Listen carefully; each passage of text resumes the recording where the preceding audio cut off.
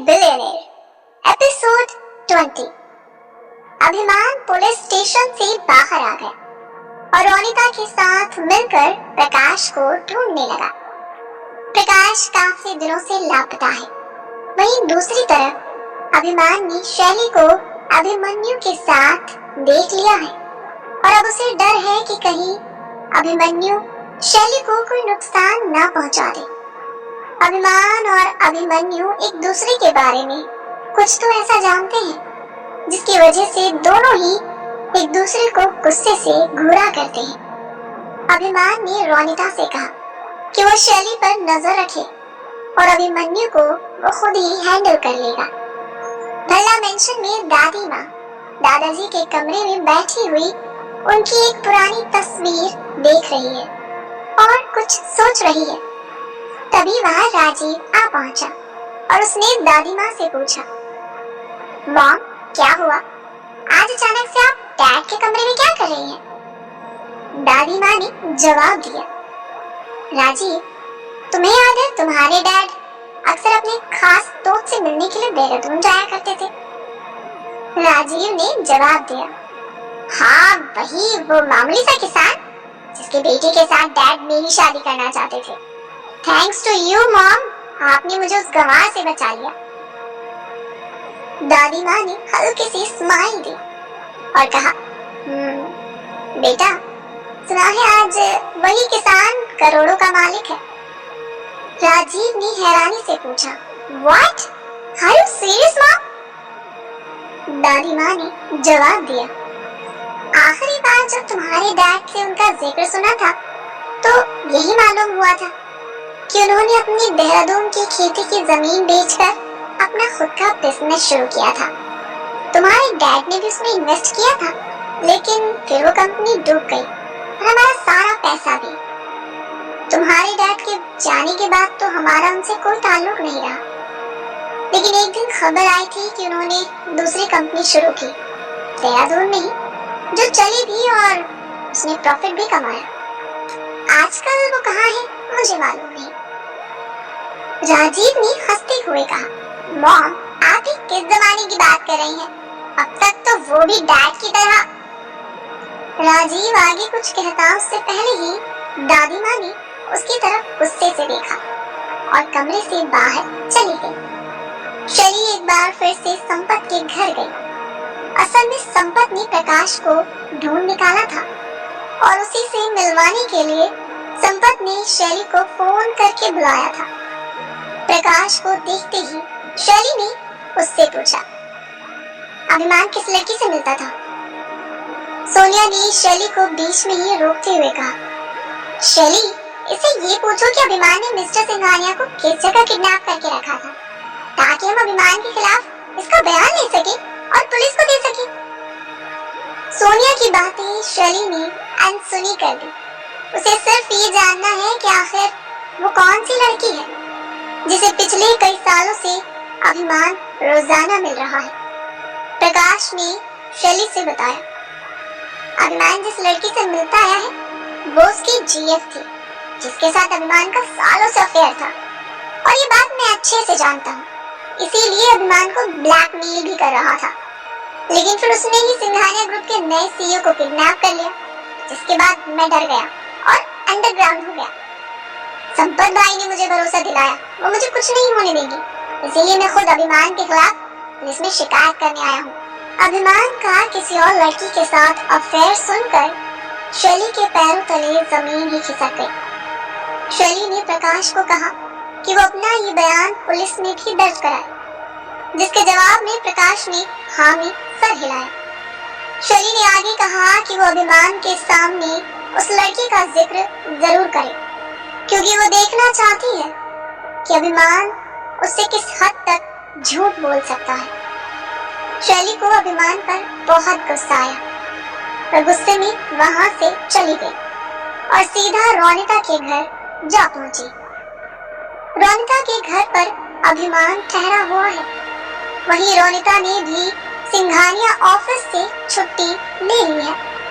अब वो सिंघानिया ऑफिस नहीं जाती।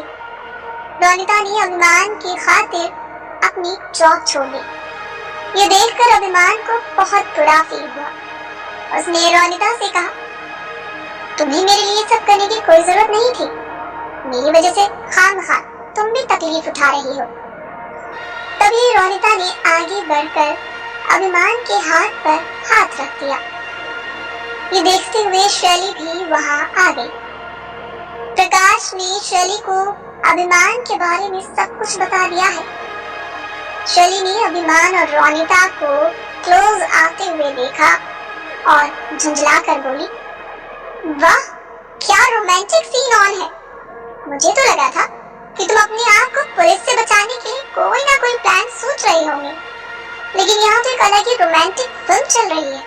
आई एम रियली सॉरी अभिमान, मुझे तुम्हारा ये रोमांटिक सीन खराब नहीं करना था, लेकिन क्या करूं, खबर ही ऐसी है कि तुम्हें बिना बताए रह ही नहीं पाए। शैली की बातें सुनकर रोनिता को गुस्सा आ रहा है। रोनिता ने शैली से पूछा, आखिर क्या बात है, तुम अभिमान का पीछा छोड़ क्यों नहीं देती? इस पर शैली ने रोनिता को जवाब देते हुए कहा, ऑफ कोर्स व्हाई नॉट, ताकि तुम उसके पीछे पड़ सको। Anyway I really don't care. शैली ने अभिमान की तरफ देखते हुए आगे कहा, मैं सिर्फ ये बताने आई हूँ कि प्रकाश ने तुम्हारे खिलाफ सब कुछ उगल दिया है और अब तुम्हारी खैर नहीं। तुमने सिंघानिया ग्रुप के नए सीईओ को किडनैप करने की जो नाकाम कोशिश की थी और उनकी जगह आकर बैठ गए थे, सब कुछ पर्दाफाश हो चुका है। प्रकाश अब पुलिस को भी सब कुछ बता देगा। शैली की बातें सुनकर अभिमान चौंक गया और कहने लगा, प्रकाश ने तुम्हें ये सब कुछ बताया है? ये सब झूठ है, झूठ बोल रहा है वो। अभिमान की बातों का जवाब देते हुए शैली ने कहा, ओह रियली, तो सच क्या है, तुम ही बता दो। अभिमान शैली के सवाल का कोई जवाब नहीं दे पाया और चुप हो गया। उसकी खामोशी को देखकर शैली ने कहा, नहीं है ना कुछ भी कहने के लिए, होगा भी कैसे, तुमने फ्रॉड किया है अभिमान, और ये बात अब तुम्हें भी मान लेनी चाहिए। लेकिन तुम फिक्र मत करो मिस्टर हस्बैंड, अभी तक हमारा डाइवोर्स नहीं हुआ, इसीलिए तो तुम्हें बचाने के लिए यहाँ दौड़ी दौड़ी चली आई। तुम्हें अगर पुलिस से बचना है तो मेरे पैरों पर गिरकर, नाक रगड़कर माफी मांगो और पुलिस को जाकर बताओ कि तुमने ये सब कुछ इस रोनिता के कहने पर किया है। शैली की बातें सुनकर रोनिता गुस्से से बोली, Are you mad or what? तुम्हें इस बात की जरा सी शर्म नहीं है कि तुम अपने हस्बैंड को अपने पैरों पर गिराकर माफी मांगने के लिए कह रही हो, ऊपर से मेरा नाम इन सब में घसीट रही हो। अभिमान की वजह से चुप हूं, वरना तुम जानती नहीं रोनिता क्या चीज है। रोनिता शैली की तरफ बढ़ी ही थी कि अभिमान ने उसका हाथ पकड़ लिया और उसे रोक दिया। उसने शैली की तरफ देखकर कहा, रोनिता को इन सब में मत घसीटो शैली, उसकी कोई गलती नहीं है। अभिमान की आंखों में रोनिता के लिए चिंता देखकर शैली गुस्से से लाल हो गई और चिल्लाकर बोली, अभिमान के बच्चे, तुम्हें तो अब मैं बिल्कुल नहीं छोड़ूंगी, देखना पुलिस तुम्हारा क्या हाल करती है। इतना कहकर शैली वहां से चली गई। शैली के जाने के बाद अभिमान को हैरानी हुई ये जानकर कि प्रकाश ने उसे असली बात न बताकर एक छोटी कहानी सुनाई, मगर किसके कहने पर? रोनिता ने अभिमान को समझाने की बहुत कोशिश की कि हो सकता है शैली के कहने पर ही प्रकाश ने झूठ बोला हो या फिर शैली ही झूठ बोल रही हो और उसे अभी तक प्रकाश मिला ही ना हो। रोनिता और अभिमान सिर्फ अंदाजे लगा रहे हैं, लेकिन उन्हें अब किसी भी हाल में प्रकाश को ढूंढना है। रोनिता के घर के बाहर पुलिस की गाड़ी के आने की आवाज सुनाई दी, जिसे सुनकर रोनिता ने अभिमान को अपने घर से भगा दिया। अभिमान भी प्रकाश को ढूंढने के लिए घर से भाग निकला। अभिमान रोनिता के घर से भागा और पुलिस से बचता हुआ फिर रहा है। अभिमान दिल्ली की सड़कों पर चोरों की तरह छुपता फिर रहा है। अभिमान एक सुनसान सड़क पर जा पहुंचता है। पुलिस को उसने काफी पीछे छोड़ दिया है। तभी भागते भागते उसके सामने एक कार आकर रुकती है। वो कार से टकरा जाता है। कार का गेट खुलता है तो अभिमान हैरान रह जाता है। कार में से अभिमन्यु निकलता है। अभिमन्यु को देखकर अभिमान अपना आपा खो बैठता है और उसका कॉलर जाकर पकड़ लेता है और कहता है, यू बास्टर्ड, तुम्हें मैंने अपने दोस्त की तरह समझा, अपने परिवार का हिस्सा समझा, और तुमने मेरी पीठ पर छुरा घोंप दिया। अभिमान की बातें सुनकर अभिमन्यु ने कहा, ब्रो, ये डायलॉग तो मेरा है ना, मुझे ये बात तुमसे कहनी चाहिए। तुमने हिम्मत भी कैसे की मेरी जगह लेने की? एक मामूली सी डिलीवरी वाले की नौकरी कर तो रहे थे ना, फिर अचानक से मेरी कंपनी के सीईओ बनने की हिम्मत कैसे की तुमने? सॉरी, हिम्मत नहीं, जुर्रत, क्योंकि तुम्हारी इतनी औकात कहाँ जो मेरी जगह ले सको।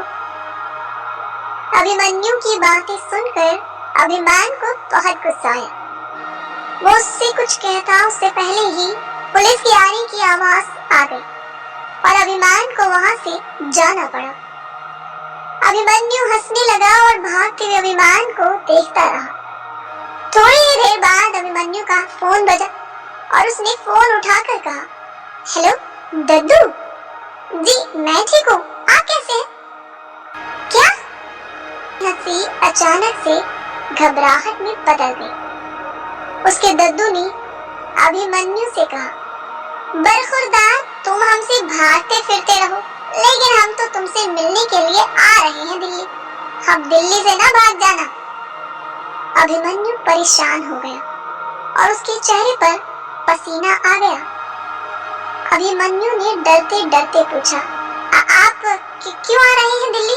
I mean, कब आ रहे हैं दादाजी?